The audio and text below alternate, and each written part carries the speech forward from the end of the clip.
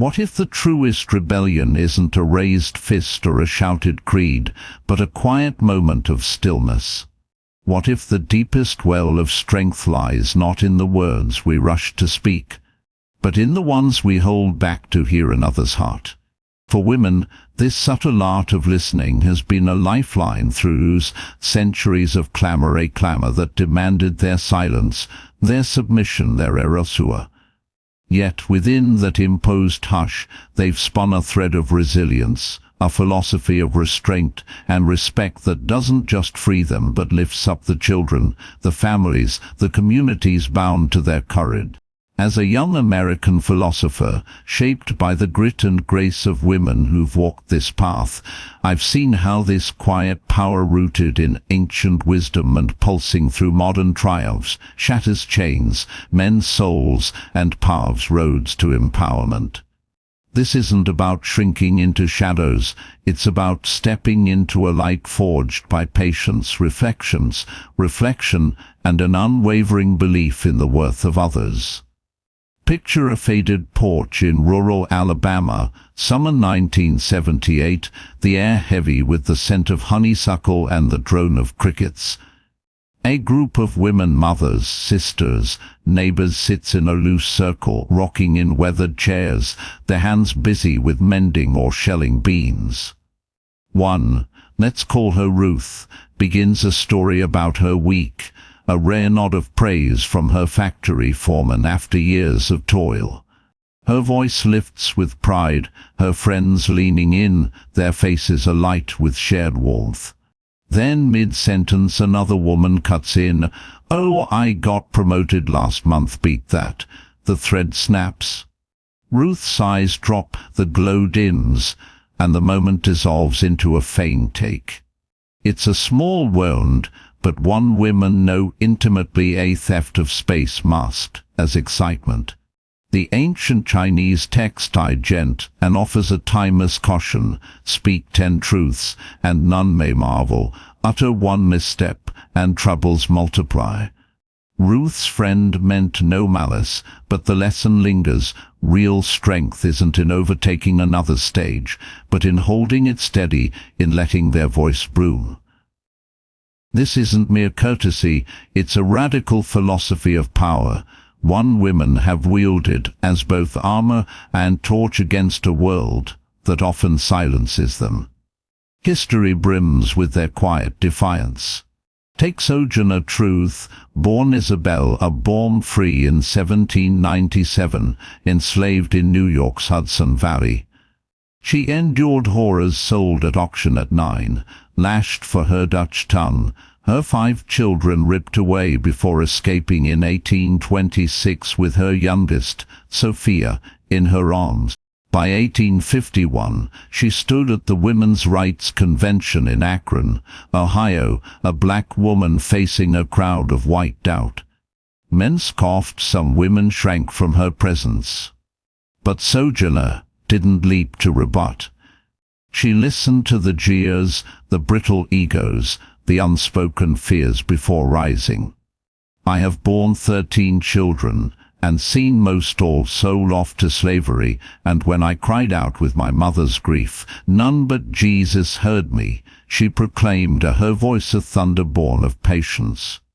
That silence wasn't defeat, it was a gathering of will, a force Nietzsche might call the will to power not over others, but within herself.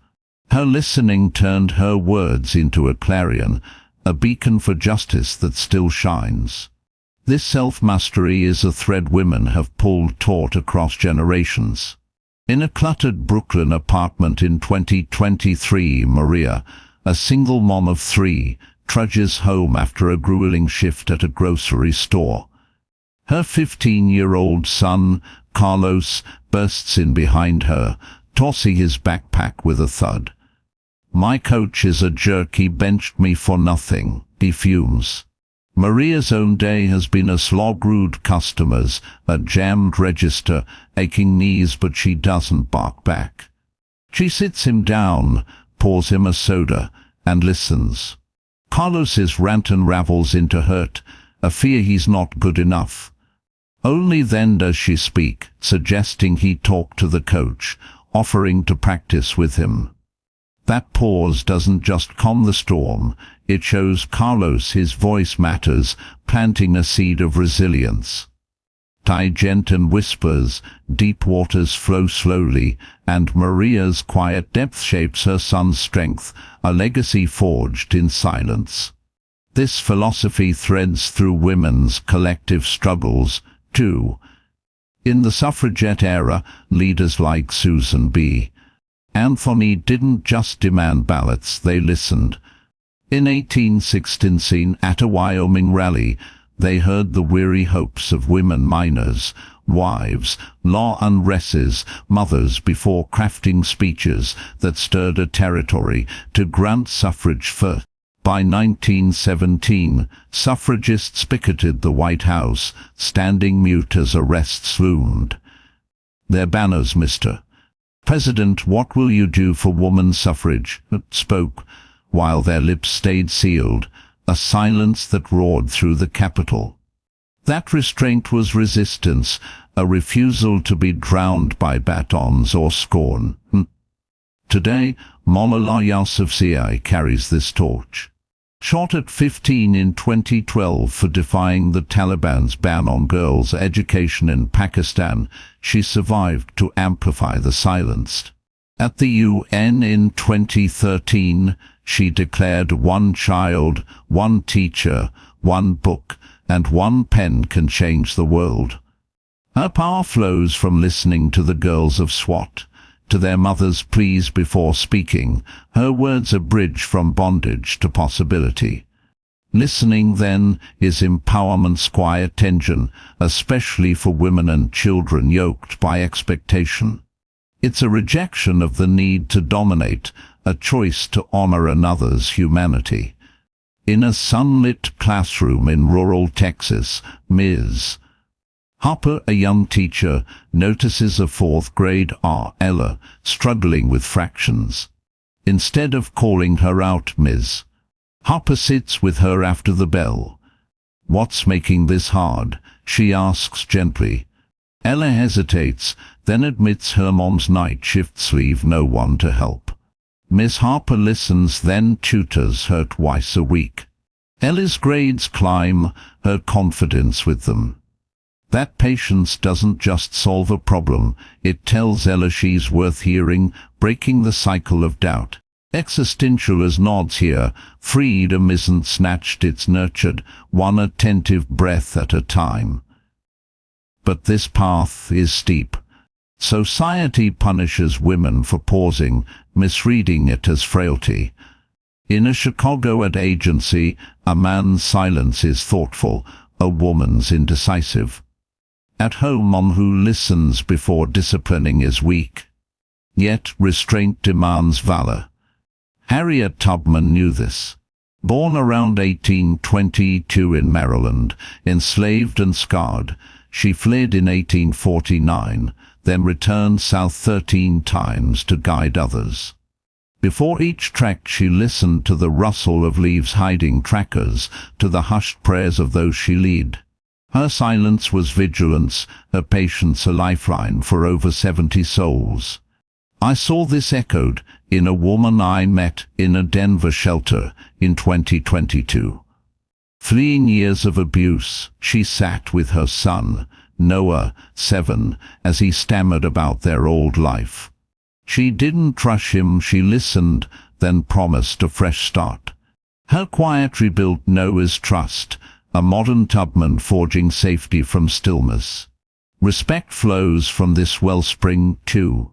Not interrupting isn't just polite, it's reverence. In Lakota circles, women elders often guide talks by hearing all voices, their wisdom earned through decades of attentive hush. My grandmother Alma lived this. A maid in Atlanta during the 1940s, she'd come home exhausted, her hands cracked from bleach, and sit with my mom, then a chatty 10-year-old. Mom would dream aloud of teaching, and Alma never cut in, even when her own fatigue begged for rest. That respect fueled Mom's path to a classroom, the first in our family with a degree. Tai Gentin warns, angry words drain fortune, but Alma's listening multiplied it, a quiet gift tripling through us. This isn't theoretical, it's visceral, carved into history's bones.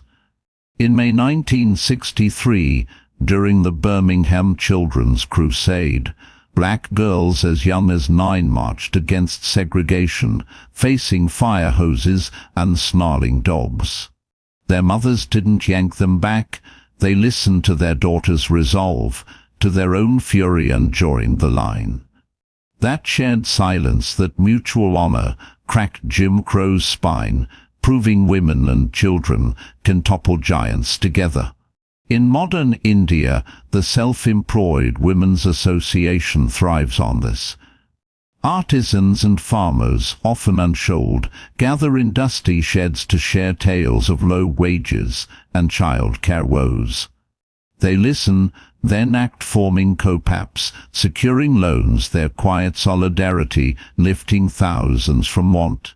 Education magnifies this power. When women learn, they don't just rise, they raise entire futures. In 1792, Mary Wollstonecraft wrote, in a vindication of the rights of woman, strengthen the female mind, and there will be an end to blind obedience. Her vision lives in Amina, a mother in Nigeria's Kano region. Illiterate until her 30s, she joined a literacy class in 2020, driven to read her son's school books. By 2023, she was teaching her 3 kids, defying a village that saw girls as burdens. When schools beckoned, her children strode in, their paths rewritten by Amina's quiet grit. Her listening to her own hunger, to her kids' potential, turned a mud hut into a schoolhouse, proving philosophy's real-world muscle. The subconscious hums beneath this too. Nietzsche's eternal recurrence asks us to live each moment as if it loops forever. Wouldn't we choose listening over shouting? For women it's a wrestle with internalized scripts. Be small, be less. Tuning inward can shift that. In Seattle I met Priya, a coder who once shrank in meetings, her ideas drowned by louder voices. In 2021, fed up, she paused, not to retreat, but to hear herself. She journaled her doubts, then her worth, and pitched an app the next week. It now helps single moms budget, a quiet revolution sparked by self-listening. This is Nietzsche's Be-Our Mensch, not a conqueror, but a woman who turns inward to rise outward, her will a silent flame. Communities bloom when women listen too. In post-genocide Rwanda, women like Rose lead reconciliation circles in the 1990s, hearing tales of slaughter from victims and killers. In 1997, Rose sat with a man who'd slain her cousin, absorbing his remorse before forgiving. Her restraint rebuilt a nation stitch by stitch. In a quieter corner, a group of moms in a Tulsa suburb transformed their kids' failing school. In 2020, when funds dried up, they didn't storm the board. They listened to teachers' burnout, to students' hunger for books, then raised $60,000 for supplies. Their daughters now lead the honor roll, a legacy of attentive silence. This isn't about perpetual quietude. Speaking matters, but its weight comes from what precedes it. The Me Too wave erupted in 2017 because women first listened to each other's pain, to decades of buried stories before roaring as one. Their silence was the root, their voices the bloom. Philosophy frames this. Marcus Aurelius urged self-control, Nietzsche exalted self-overcoming, Debwover demanded we author ourselves. For women, listening is the first stroke, a quiet revolt that births loud freedom. Children inherit this too, from the women who guide them. In a cramped Detroit flat, I met Clara, a grandmother raising her grandson, Jamal, 12. One stormy night in 23, Jamal came home raging, his jacket torn from a bully's grip. Clara didn't scold, she listened as he vented his hurt. Then she shared how she'd faced taunts as a girl in the 1960s, her calm defiance a shield. Jamal returned to school stronger, his anger forged into grit. Clara's wisdom wasn't from books, but from life, a silent lesson in standing tall. This strength isn't past, it's alive, pulsing. From Sojourner's stand to Malala's mission, from Harriet Strales to Priya's code, women have turned silence into a forge. In 1920, the 19th Amendment crowned decades of quiet resolve with votes. In 2022, when floods hit Louisiana, moms like Tonya listened to their kids' fears, then rebuilt classrooms with grit. Each act builds on the last, a lineage of resilience spun from restraint. Yet, the world resists. It celebrates noise, podcasts, protests, while dismissing the woman who waits.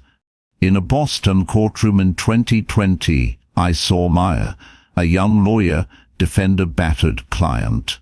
The prosecutor interrupted, but Maya paused, listened, then dismantled his case with calm precision.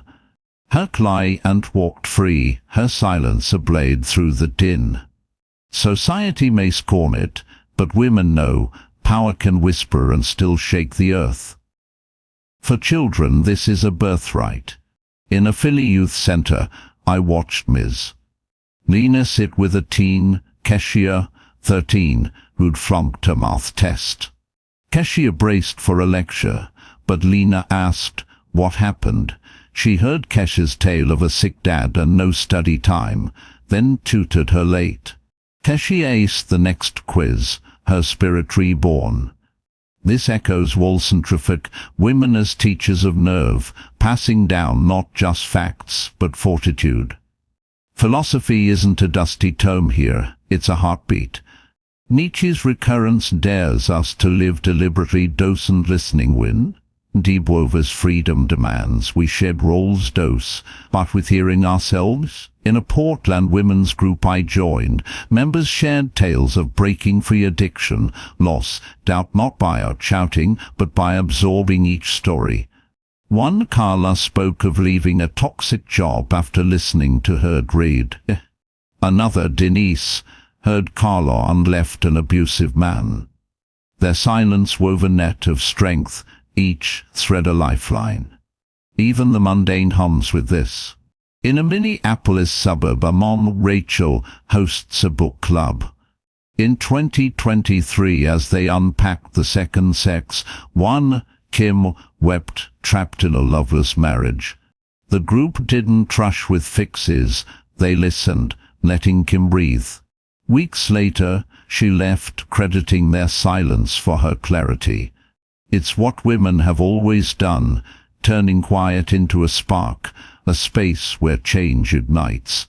The subconscious fuels this too. Nietzsche saw it as a mirror of our depths. For women, it's a wrestle with doubt. Am I enough? Listening inward can rewrite that. In Atlanta, I met Jade, a barista with a poet's soul. For years she poured coffee, her verses locked away, silenced by a father who mocked dreams. In 2022, she sat alone, pen in hand, and listened not to him, but to herself. She wrote till dawn, and now performs at open mix, a voice a quiet roar over years of hush. This is self-overcoming, a woman's will turned inward, then outward, lighting her path. Communities feel this wave. In rural Kenya, women of the Green Belt movement plant trees to heal a scarred land. In the 1970s, they listened to elders' tales of lost forests, to kids' coughs in dust before acting. By 2023, they'd planted 51 million trees, their silence sowing a greener future. In a Detroit neighborhood, I saw moms like Latoya rally after a factory closed in 2021. They didn't scream, they listened to workers' grief, To kids, hunger then hope and a food co-op. Their daughters now eat fresh meals, their sons see hope, all from a quiet that moves mountains. This isn't about never speaking. Suffragettes roared when ready, their silence a prelude. Might have thundered because women first heard each other's pain.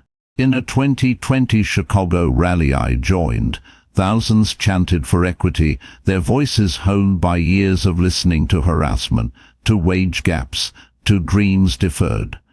Philosophy fuels this. Aurelius's calm, Nietzsche's will, De Beauvoir's authenticity. For women, listening is the first stroke, a quiet rebellion that births loud liberty. Children learn it young.